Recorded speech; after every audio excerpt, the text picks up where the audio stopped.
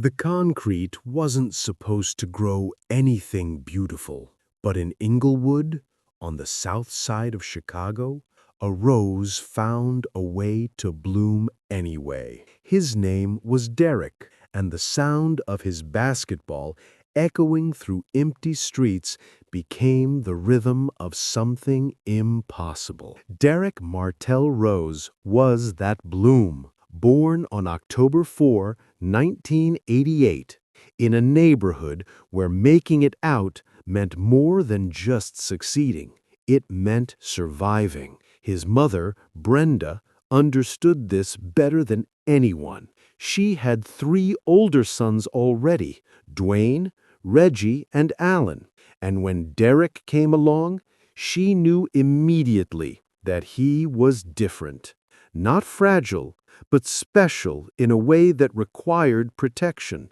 The streets of Englewood had a way of swallowing dreams whole, of convincing young boys that the world beyond their blocks didn't have room for them. Brenda refused to let that happen to her youngest son. She worked multiple jobs, sometimes leaving before dawn and returning after dusk, her hands tired but her resolve unshakable. She made sure Derrick stayed close to home, that he knew the path from their apartment to the basketball court and back again, that he understood education wasn't optional. While other kids roamed freely, Derrick's world was smaller by design, protected by a mother's fierce love and 3 older brothers who understood their job was to keep him safe and keep him focused. The Rose household was loud with the sound of basketball. Always basketball. Dwayne, Reggie, and Alan weren't just his brothers. They were his first coaches, his first opponents, his first believers. They played with him in the narrow hallways of their building, in the small park down the street, where the rims had no nets, and the court had more cracks than smooth spots. They didn't go easy on him because he was younger. They pushed him, challenged him, taught him that if he wanted the ball, he had to earn it. If he wanted respect, he had to take it with his game. Derrick was quiet even then, not shy, exactly, but observant. He watched how his brothers moved, how they protected the ball, how they read defenders. He studied the older guys at the park, the legends of Englewood, who had made names for themselves on these same courts. He absorbed everything, spoke little, and let his handles do the talking. Even as a small child, there was something about the way he moved with a basketball that made people stop and watch, a fluidity that seemed impossible for someone so young, a change of direction that defied physics, a fearlessness driving to the rim that suggested he'd already decided pain was just part of the game. His mother saw it too, the gift that could either save him or make him a target. She doubled down on structure. School first, always school first. Basketball could be the vehicle, but education was the foundation. She enrolled him at Beasley Academic Center, a magnet school that required focus and discipline. Derrick thrived there, not because he loved sitting in classrooms, but because he understood it was the price of admission to the game he loved. His teachers remember a boy who was respectful, punctual, and quietly determined. He didn't cause trouble, because trouble meant not playing ball, and not playing ball wasn't an option he could fathom. By the time he reached high school, Derrick's reputation had begun to spread beyond Englewood. He transferred to Simeon Career Academy, a school with a storied basketball tradition, but also a heavy legacy. The number 25 jersey at Simeon wasn't just fabric and thread. It was a memorial, a reminder, a weight. Ben Wilson had worn that number before his life was taken by gun violence in 1984, a tragedy that shook Chicago and became a symbol of all the potential lost to street violence. When Derrick was given the opportunity to wear number 25, he understood what it meant. It wasn't just about honor, it was about responsibility. He wore it like a prayer. Every time he laced up his shoes, every time he stepped onto the court at Simeon, he carried Ben Wilson's memory with him, not as a burden, but as a purpose. He played with a humility that belied his growing talent, never showboating, never disrespecting opponents, always letting his game speak.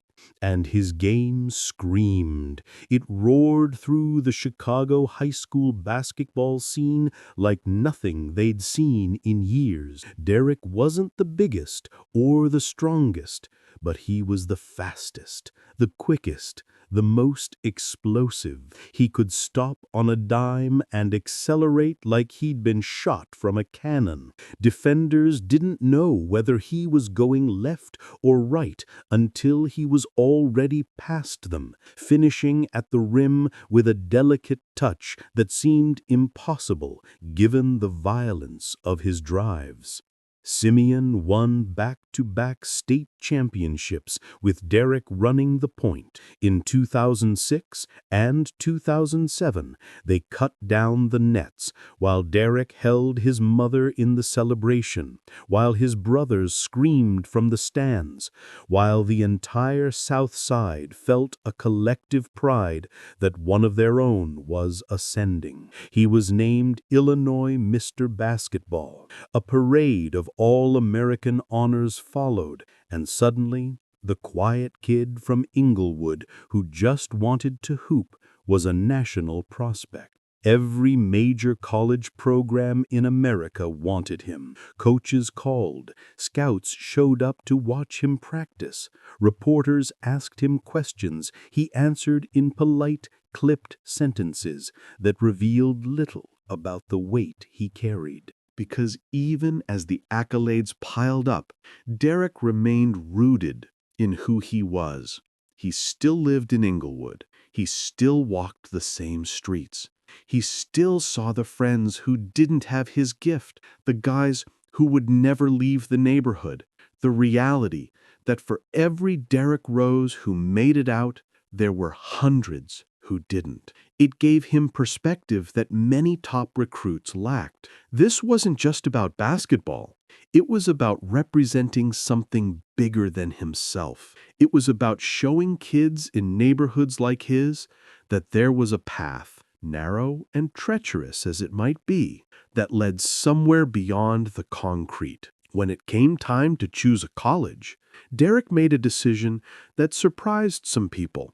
Not Duke, not Kansas, not UCLA. He chose the University of Memphis, where John Calipari was building something special. Calipari was known as a player's coach, someone who connected with inner-city kids, who understood their stories and didn't try to change who they were. Memphis wasn't a traditional blue blood program, but it had something else. It had hunger. It had a coach who believed in Derrick's vision of what basketball could be. And it was far enough from Chicago that Derrick could grow without the constant weight of hometown expectations, but close enough that Brenda could drive down for games.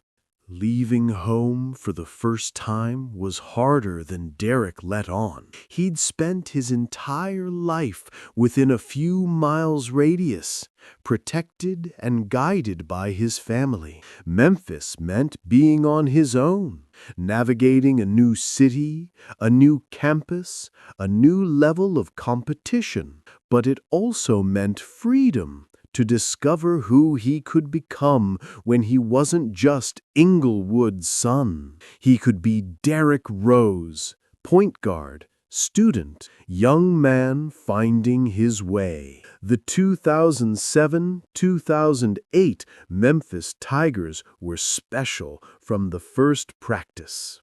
Calipari had assembled a roster of talented, hungry players who shared a common goal: win everything. Derrick was the engine, the freshman point guard who played with a maturity that made him seem like a senior. He ran the offense with precision, pushed the tempo when needed, and had the ability to take over games when the moment required it.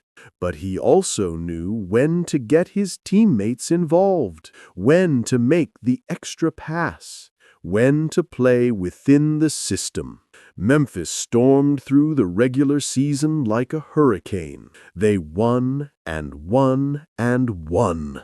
When other teams tried to slow them down, Derrick sped them up. When opponents tried to pressure him, he dissected the defense with passes that seemed to come from impossible angles.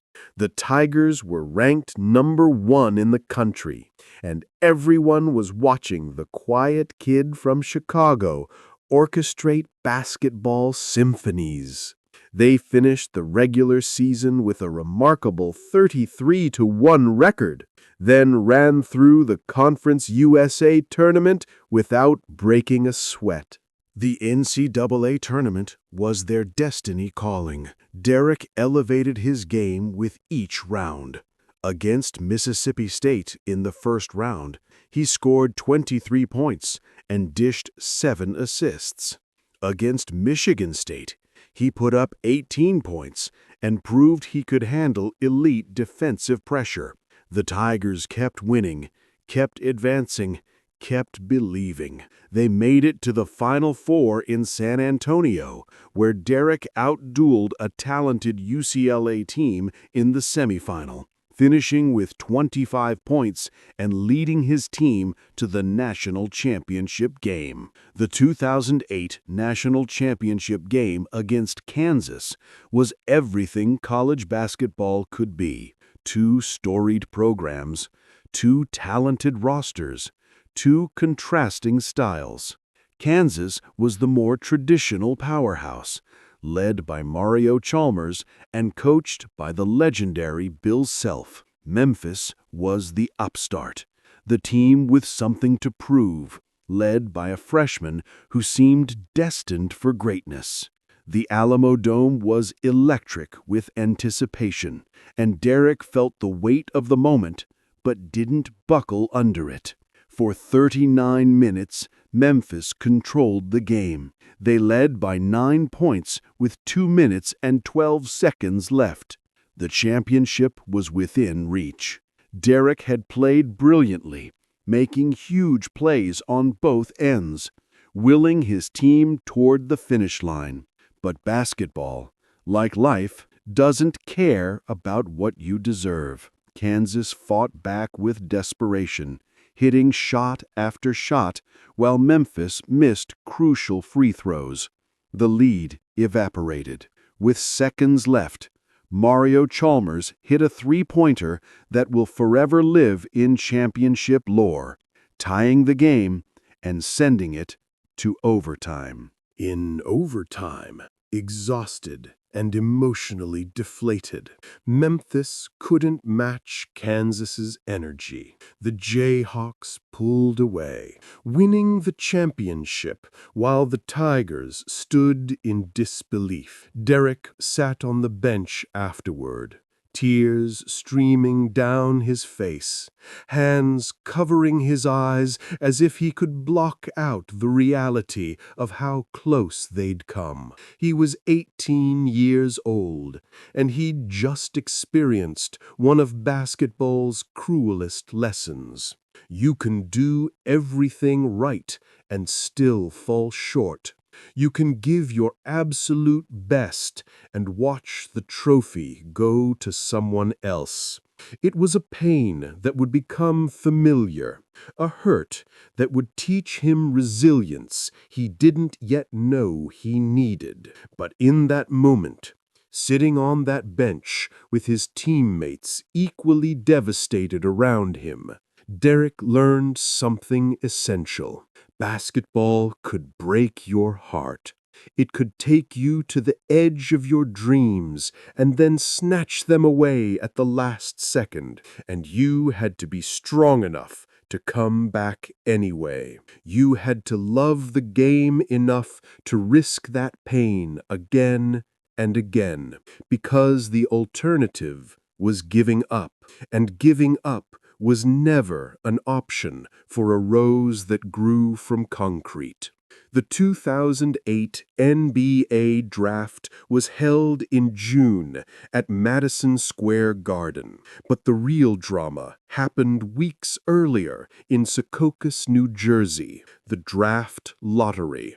14 ping-pong balls bouncing in a plastic drum, representing millions of dollars, franchise trajectories, and the immediate future of young men who'd spent their entire lives preparing for this moment. The Chicago Bulls, who'd finished with a 33-49 record, had only a 1.7% chance of landing the number one pick, 0.17%, one of the longest shots in lottery history. When the Bulls logo appeared on the screen, the basketball world gasped. Against all odds, Chicago had won the lottery. They would pick first, and everyone knew who they were going to take. The hometown hero was coming home. Derrick Rose, the kid from Englewood who'd worn the number 25 jersey at Simeon with reverence, who'd led Memphis to within minutes of a national championship, was returning to the city that raised him.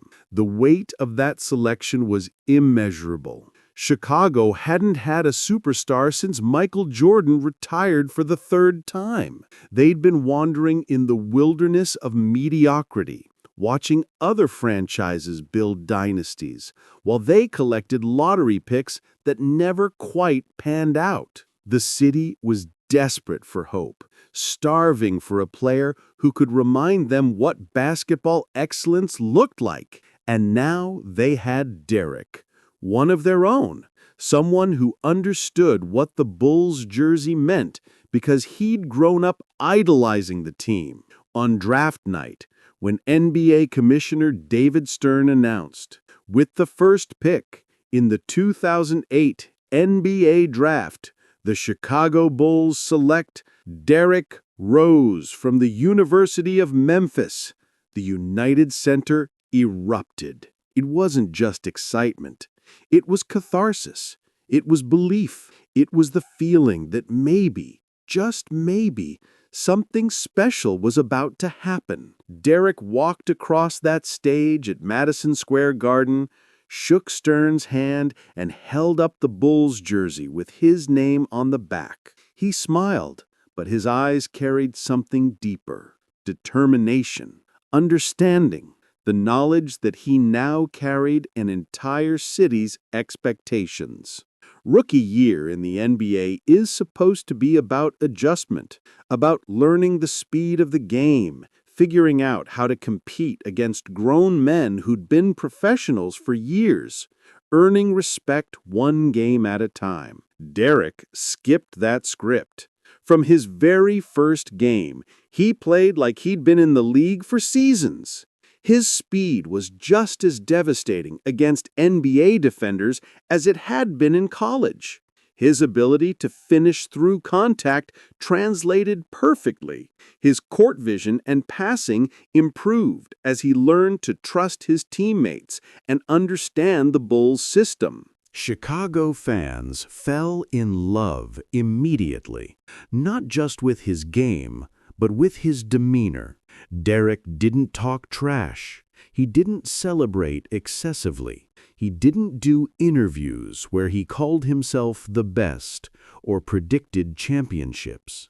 He just played, night after night, with a workmanlike humility that resonated with a blue-collar city. He averaged 16.8 points and 6.3 assists per game, led the Bulls back to the playoffs for the first time in years, and won the Rookie of the Year award with 98 of 118 first-place votes.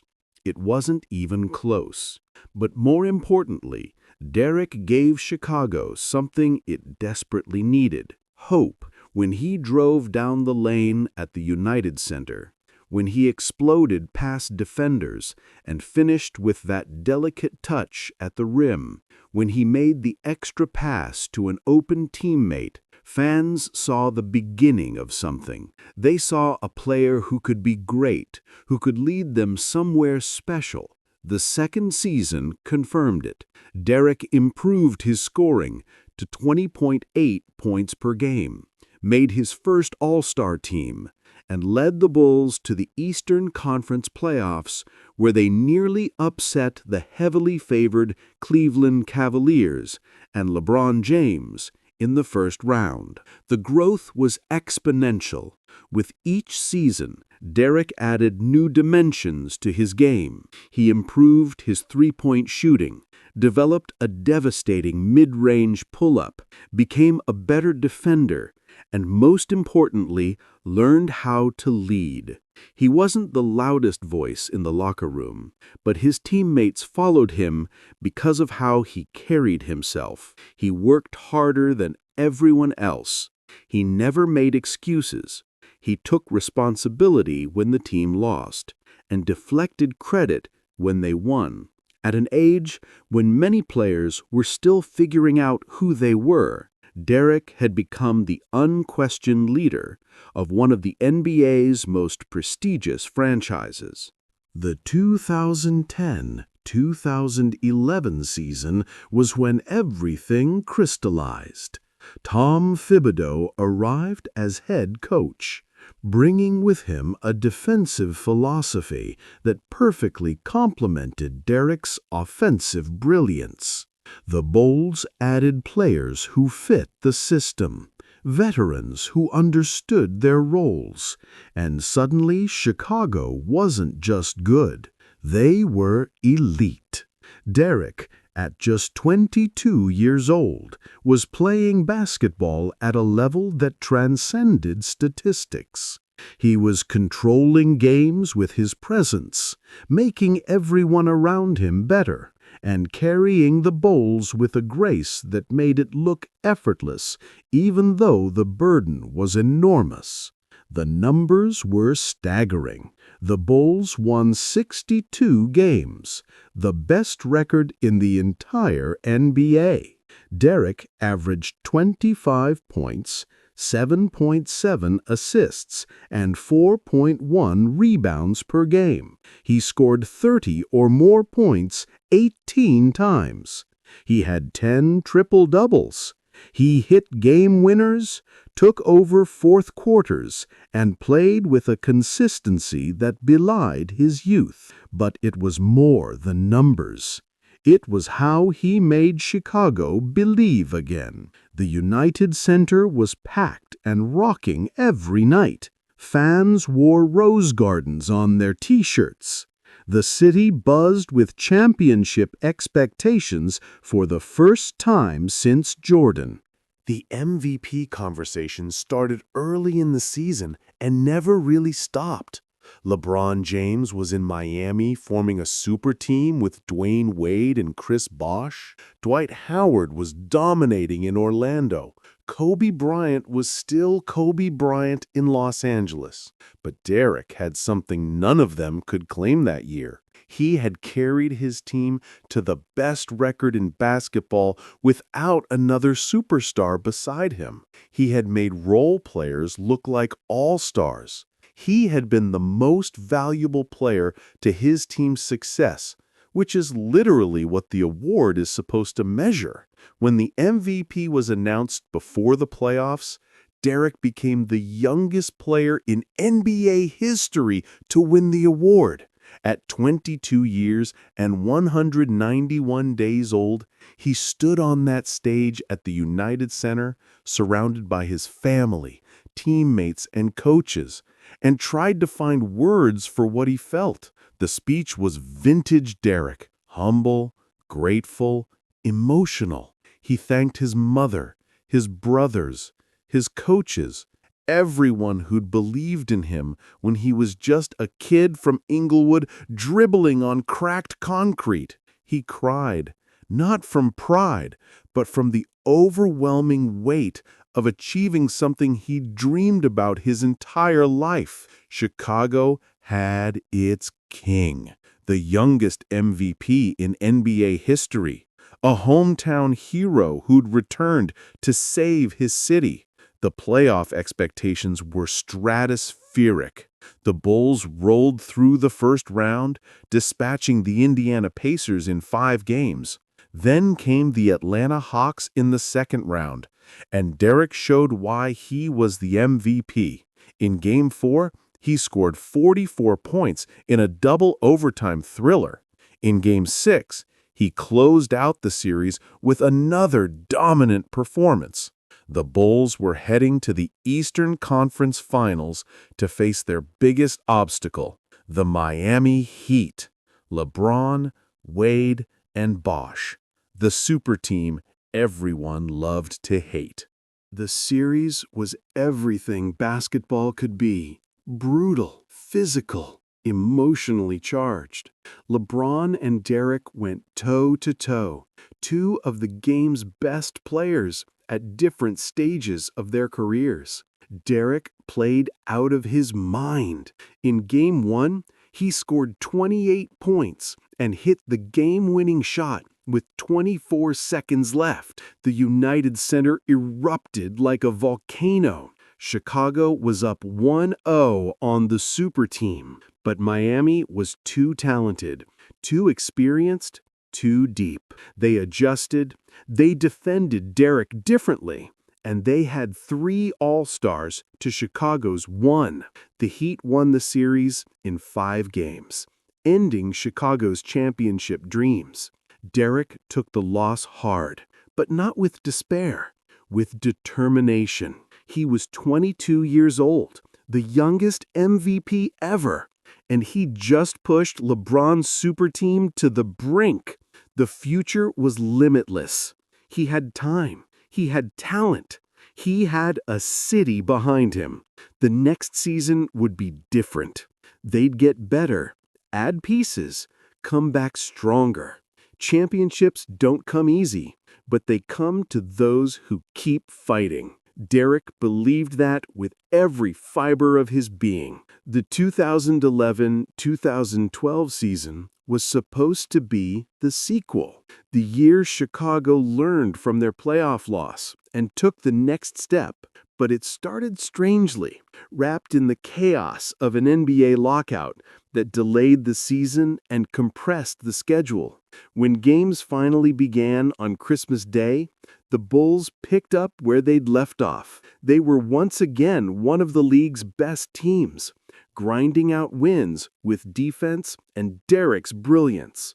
He was playing at an MVP level again, though LeBron was on a mission to silence his critics and would ultimately win the award that year. Chicago secured the #1 seed in the Eastern Conference again, this time with a 50-16 record in the shortened season. The first round of the playoffs brought the Philadelphia 76ers, a scrappy team led by Andre Iguodala, but not expected to seriously challenge the top-seeded Bulls.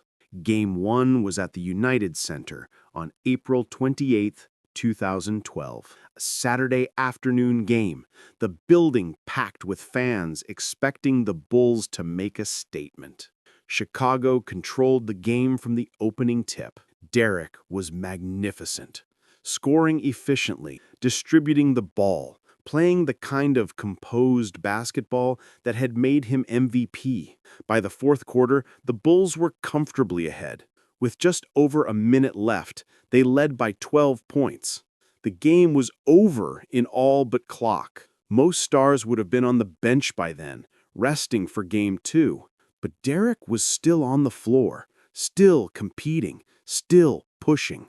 With 1 minute and 22 seconds remaining, Derrick caught the ball on the right wing. He saw a driving lane open up, a path to the basket that had been there for him thousands of times before. He exploded toward the rim, same as always, his body moving with that familiar blend of speed and control. As he planted his left foot to jump, something happened. Something inside his left knee gave way. He crumpled to the baseline, the ball rolling away harmlessly. The United center went silent.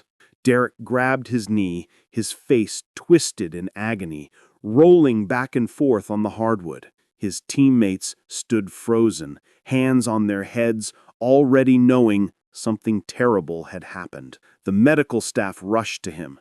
The crowd, moments ago celebrating a playoff victory, now held its collective breath. When they helped Derrick off the court, he couldn't put weight on his left leg. He looked up at the crowd, and in his eyes was something worse than pain. Fear. The fear that the thing you love most has just been taken from you. The diagnosis came quickly. Torn anterior cruciate ligament in his left knee, ACL care. The words every athlete dreads, the injury that ends seasons, changes careers, and creates a divide between who you were before and who you become after. For Derrick, at 23 years old, coming off an MVP season and about to enter his prime, it was devastating. The Bulls lost in the first round without him. The championship window that had seemed so wide suddenly felt fragile. The standard recovery time for an ACL tear is 8 to 12 months. Derrick took 18. He sat out the entire 2012-2013 season, even though by the playoffs he was cleared to play. The criticism was intense. People questioned his toughness, his commitment, his desire. How could the MVP sit out when his team needed him? But Derrick wasn't thinking about what the media wanted or what critics demanded. He was thinking about his future, about his son who'd been born during his recovery, about being able to walk and run and play with him decades from now. He refused to rush back for a playoff series when his knee wasn't ready. The rehabilitation was lonely. While his teammates practiced and played, Derrick was in the training room, lifting weights, doing exercises, rebuilding the strength in his leg, one tedious rep at a time. The mental battle was harder than the physical one. Every athlete who tears their ACL faces the same demon. What if I'm not the same? What if the explosiveness is gone? What if I can't trust my body anymore?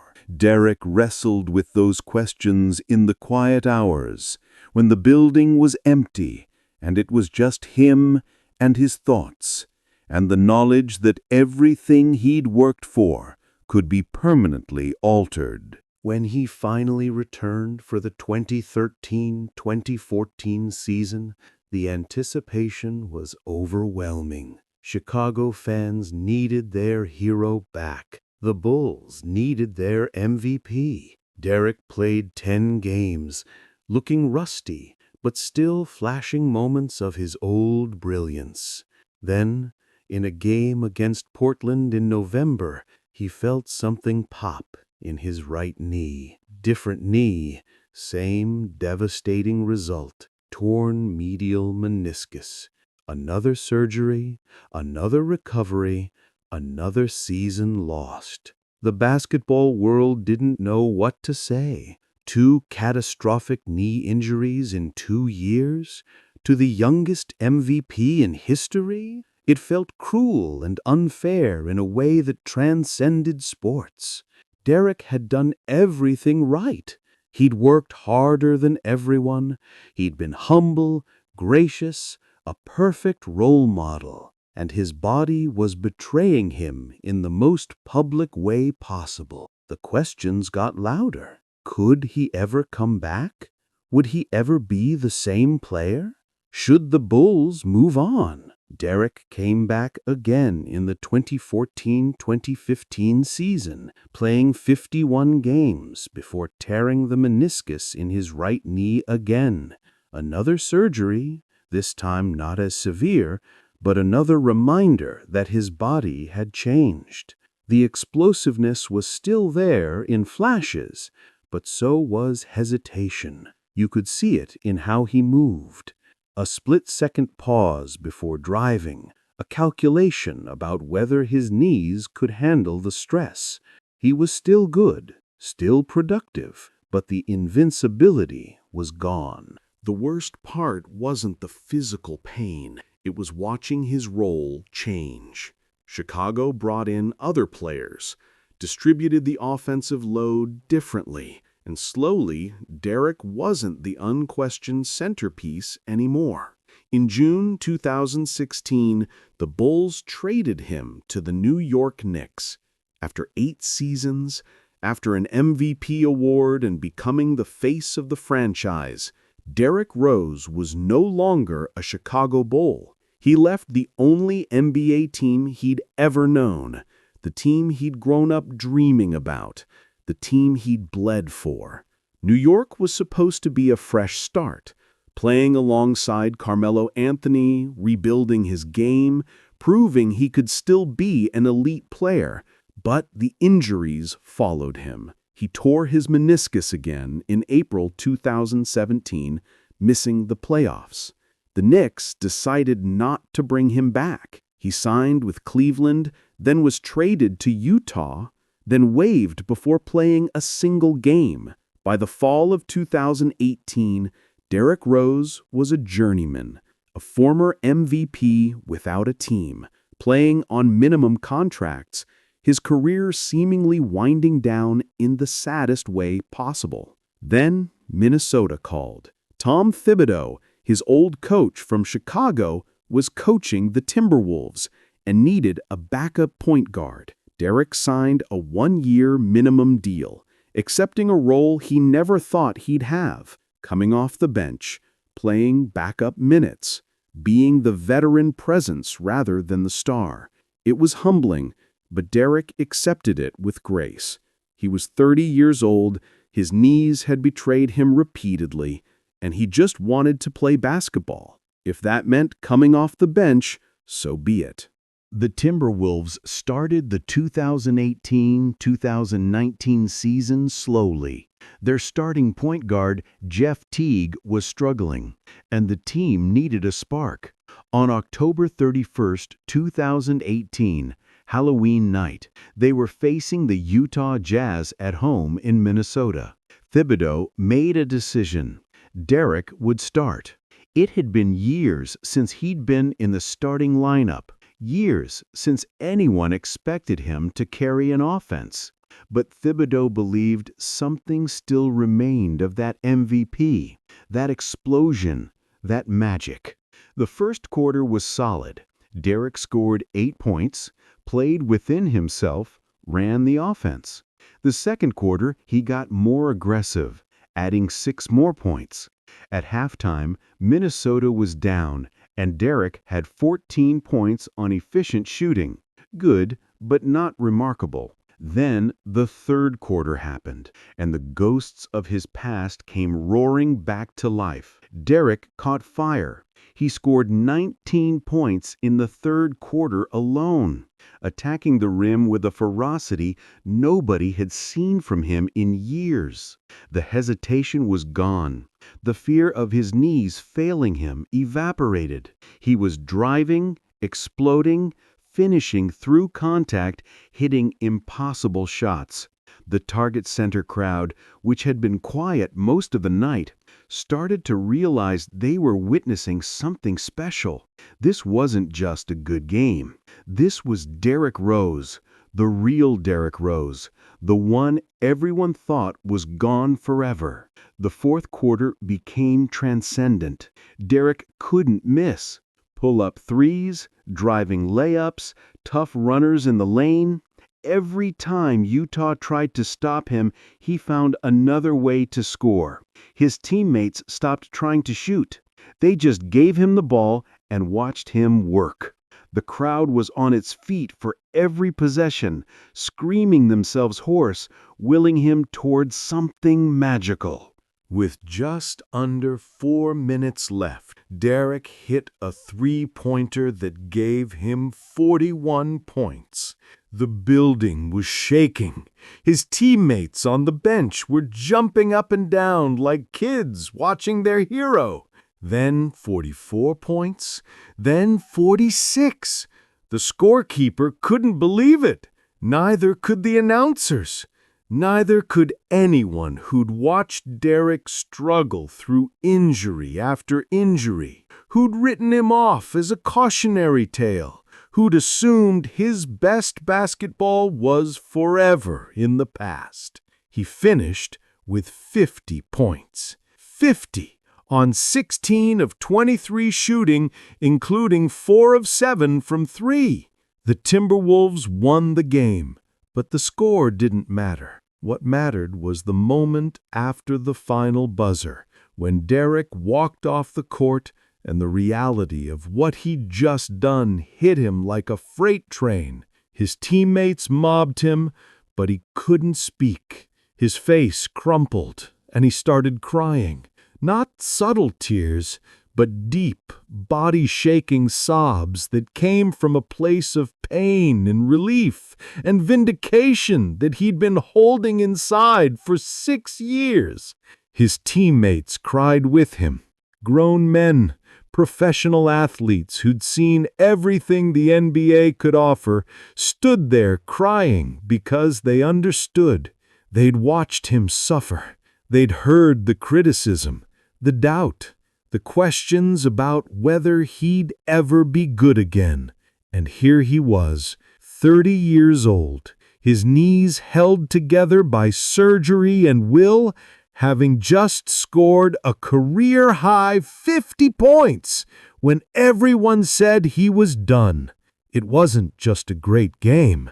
It was proof that resurrection is possible, that you can be broken and still find a way back to beautiful. The video of Derrick crying after that game went viral. Athletes from across sports shared it, commented on it, drew inspiration from it. LeBron James called him a superhero. Dwayne Wade said it gave him chills. The entire basketball world stopped to celebrate a man who'd refused to quit, even when quitting would have been easier and more understandable than continuing to fight. The 50-point game changed how people saw Derrick. He wasn't the fallen MVP anymore. He was something deeper, more meaningful. He was the embodiment of perseverance.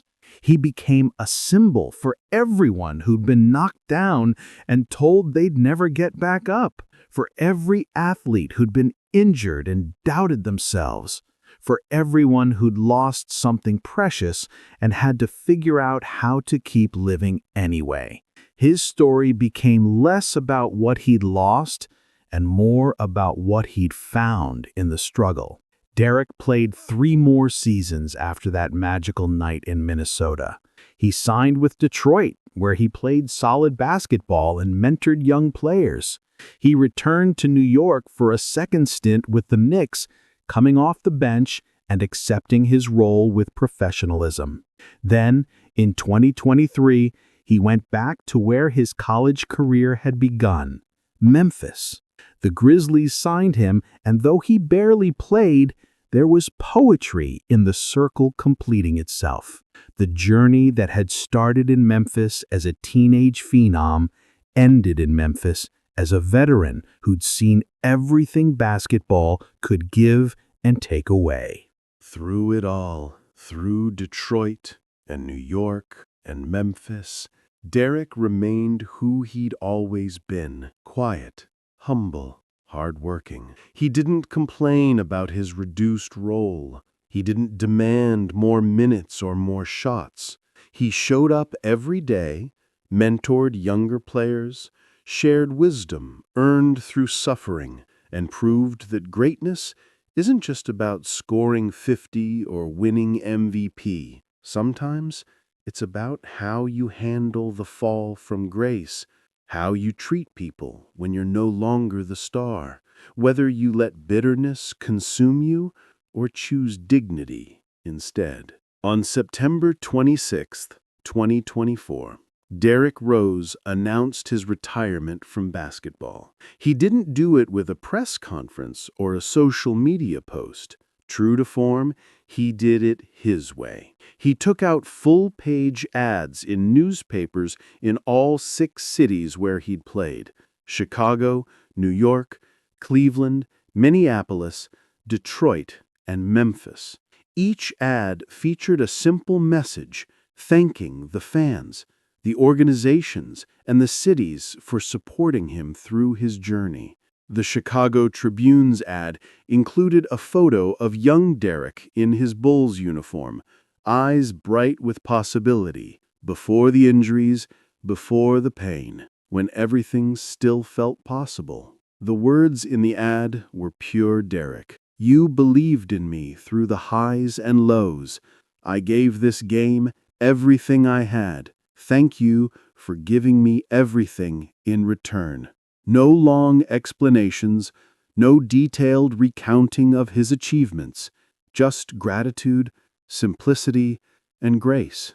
The basketball world responded with an outpouring of love and respect. Former teammates, opponents, coaches, and fans shared their favorite Derrick Rose memories. Not all of them were about the MVP season or the 50-point game.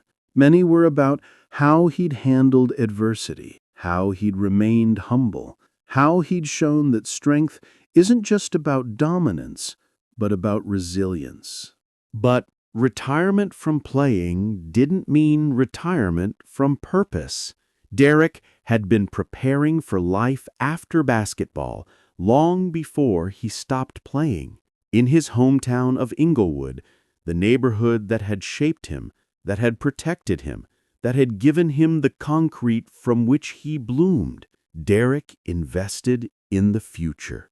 He helped establish the Rose Garden, a community space focused on education, wellness, and opportunity for young people. It wasn't just a basketball court, though there were courts there. It was a place where kids could get tutoring, mental health support, job training, and exposure to possibilities beyond their blocks. He opened a flower shop in Chicago, a business that employed people from his community and beautified the South Side. There was symbolism in that choice, though Derrick never spelled it out. Flowers, growth, beauty emerging from difficult soil. The same metaphor that defined his life, now creating economic opportunity in the neighborhood that made him.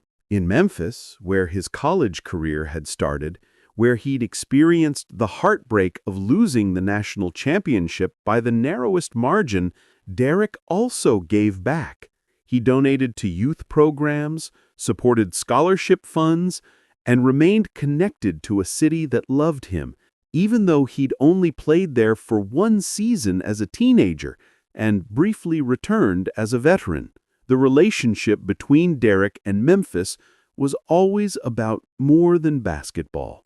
It was about mutual respect, shared struggle, and the understanding that sometimes you don't get the trophy, but you still get to matter. In January 2025, the Chicago Bulls announced something that felt inevitable, yet still deeply moving. They would retire Derrick's #1 jersey. It would hang in the rafters of the United Center, alongside Michael Jordan's 23, Scottie Pippen's 33, and the other legends who defined the franchise. The ceremony was scheduled for the future, but the announcement alone was enough to make grown men who'd watched Derrick's entire journey break down in tears. The debate had raged for years among basketball purists. Did Derrick deserve to have his jersey retired? He'd only played 8 seasons in Chicago. He'd never won a championship. His career had been derailed by injuries. By traditional metrics, some argued his resume wasn't complete enough for such an honor. But Chicago didn't care about traditional metrics. The people who'd watched him grow from an Englewood kid to the youngest MVP in history, who'd felt the electricity every time he touched the ball, who'd cried with him when his knees betrayed him, and celebrated when he scored 50 in Minnesota, they knew the truth. Derrick Rose had given Chicago everything he had, every ounce of talent, every drop of effort, every piece of his body, until there was nothing left to give. His jersey retirement wasn't just about basketball accomplishments. It was about representation, about what it meant for a kid from the South Side to come back home and become the face of the franchise, about how he'd carried himself with dignity through impossible circumstances, about the fact that an entire generation of Chicago kids had learned what perseverance looked like by watching Derrick refuse to quit. Those lessons were worth more than championships. They were worth everything. The night of the ceremony, whenever it would happen, would be emotional beyond words.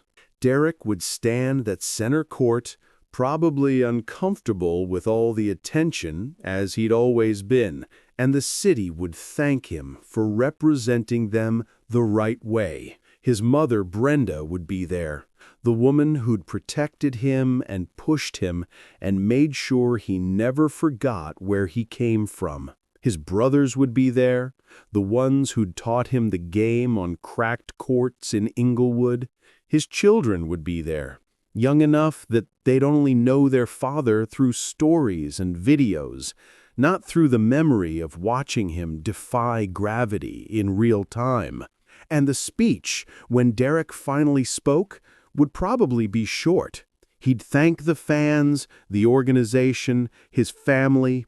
He'd probably cry, because that's what happened when Derrick felt something deeply. He'd struggled with expressing emotions verbally his entire career, but the tears always told the truth. And Chicago would understand, because they'd been crying with him for 17 years. There's a concept in Japanese culture called kintsugi. When a piece of pottery breaks, instead of throwing it away or trying to hide the damage, artisans repair it with gold. The cracks become part of the design, highlighted rather than hidden, and the piece becomes more beautiful for having been broken. Derrick Rose's career was kintsugi. The injuries, the setbacks, the years of rehabilitation and doubt, they didn't diminish his story. They became the most important part of it. The gold that made him more valuable, more meaningful, more beautiful than if everything had gone according to plan. If Derrick had stayed healthy, if he'd won championships and retired with pristine knees and a resume full of accolades, he would have been great, but he wouldn't have been this. He wouldn't have been the symbol of resilience that inspired millions of people who'd never pick up a basketball. He wouldn't have been the proof that you can be broken and still be whole, that value isn't measured only in victories, that showing up every day when it would be easier to quit is its own form of greatness. The young players in the NBA today, the ones who grew up watching Derrick, they carry pieces of him in their game, not just the explosive first step or the acrobatic finishes, but the mentality, the idea that you keep fighting even when your body is screaming at you to stop, that you accept whatever role you're given and excel in it without complaint, that humility and grace matter as much as talent. Derrick never sat down with these young players and lectured them about perseverance. He just lived it, and they watched, and they learned. In the neighborhoods like Englewood, where the concrete is still hard and unforgiving, where kids still dribble basketballs as streetlights flicker on, Derrick's story has become legend. Not the sanitized, simplified version, but the real one, the one where the hometown hero became MVP and then had everything stripped away by injury, where he cried on national television and people questioned his toughness, where he clawed his way back to score 50 points when everyone had written him off, where he accepted being a journeyman and a backup without letting bitterness poison him, where he came home and invested in his community instead of running away from the pain. That's the story the kids hear. That's the one that matters. Because basketball is beautiful, but it's temporary. Knees give out. Contracts end. Younger players arrive and take your spot. What lasts is how you handle all of it. Whether you become bitter or better. Whether you let your setbacks define you or refine you. Whether you use your platform to lift others or just yourself. Derrick passed every test that mattered, even as he failed some of the tests that don't. There's a photo from the 50-point game in Minnesota that captures everything. Derrick is on the bench after the final buzzer, his face buried in a towel, shoulders shaking with sobs. His teammates surround him, some with hands on his back, some crying themselves, all of them understanding they're witnessing something sacred. The photo went viral, shared millions of times, but what made it powerful wasn't the basketball achievement. It was the raw humanity, the visible proof that the journey had cost him something real, that the pain had been genuine, that the comeback meant everything because of how much had been lost. People who'd never watched a basketball game in their lives saw that photo and felt something, because everyone has been broken. Everyone has had something precious taken from them. Everyone has wondered if they could find the strength to try again. Derrick's tears gave them permission to feel their own pain, while also showing them that resurrection is possible. Not the kind where everything goes back to how it was before, but the kind where you become something new, something forged by fire into a different kind of strong. As the years pass and Derrick's playing career fades further into history, the statistics will become footnotes. The youngest MVP ever? That will always be in the record books. The 50-point game at age 30 after everyone counted him out? That will live in highlight reels. But what will endure beyond numbers is the feeling, the collective memory of watching someone refuse to quit when quitting made perfect sense. The inspiration drawn from seeing grace under pressure that would have crushed most people. The example of how to lose everything and still find a way to win. In Englewood, at the rose garden that bears his name, young kids dribble basketballs on smooth courts that didn't exist when Derrick was growing up. They wear his jersey, practice his moves, dream his dreams. But the greatest gift he gave them isn't basketball skills. It's the knowledge that where you come from doesn't determine where you end up, that setbacks are temporary if you refuse to let them be permanent, that you can be great without being perfect, that showing up is half the battle and showing up with dignity is the whole war. The concrete in Englewood is still hard. Winters are still brutal.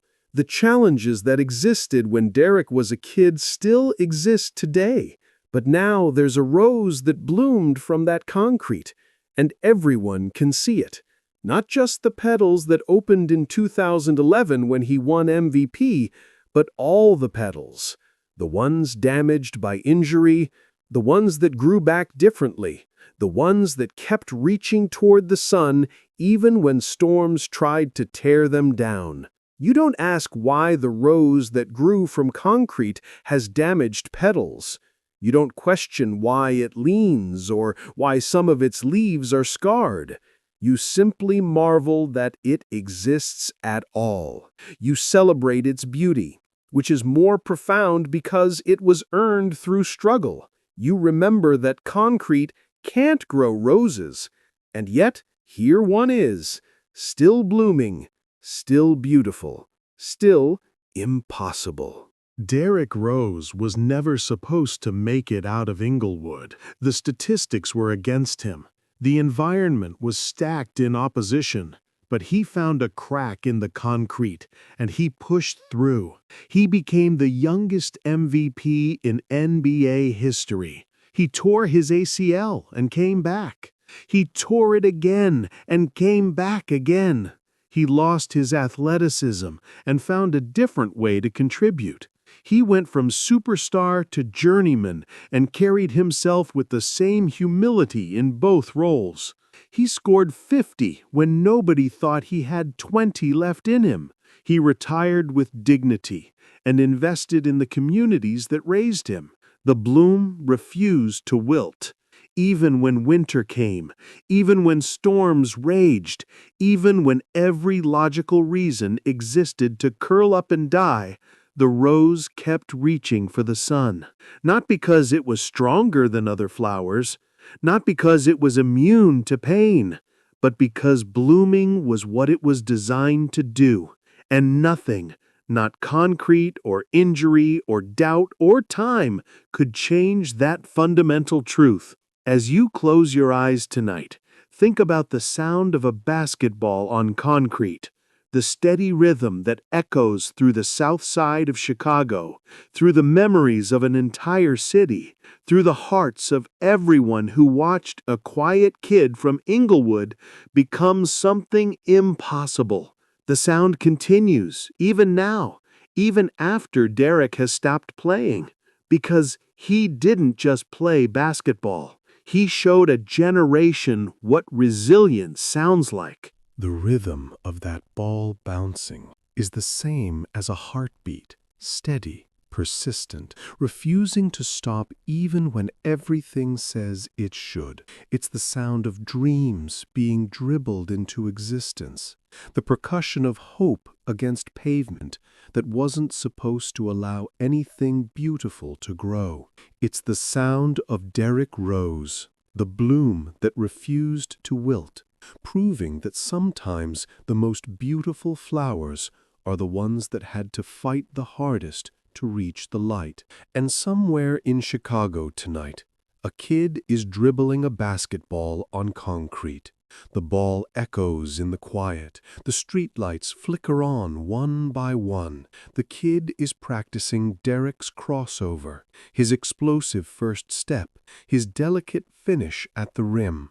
But more than the moves, the kid is absorbing the lesson that you can come from nothing and become everything, that you can be broken and still be beautiful, that the concrete can't stop you if you refuse to stop yourself. The rose is still blooming, not in arenas anymore, but in community centers and flower shops and the rafters of the United Center, where his jersey will hang forever.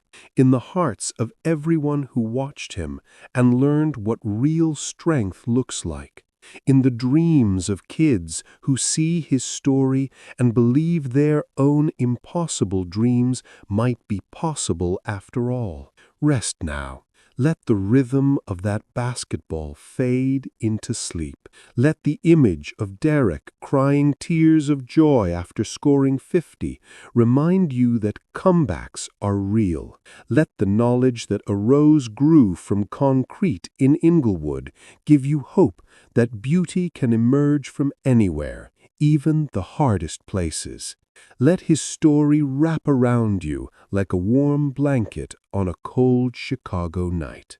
The bloom refused to wilt, and because of that, neither will we. Sleep well, and remember that even concrete can grow roses if the seed is determined enough. Even broken bodies can do impossible things if the spirit refuses to quit.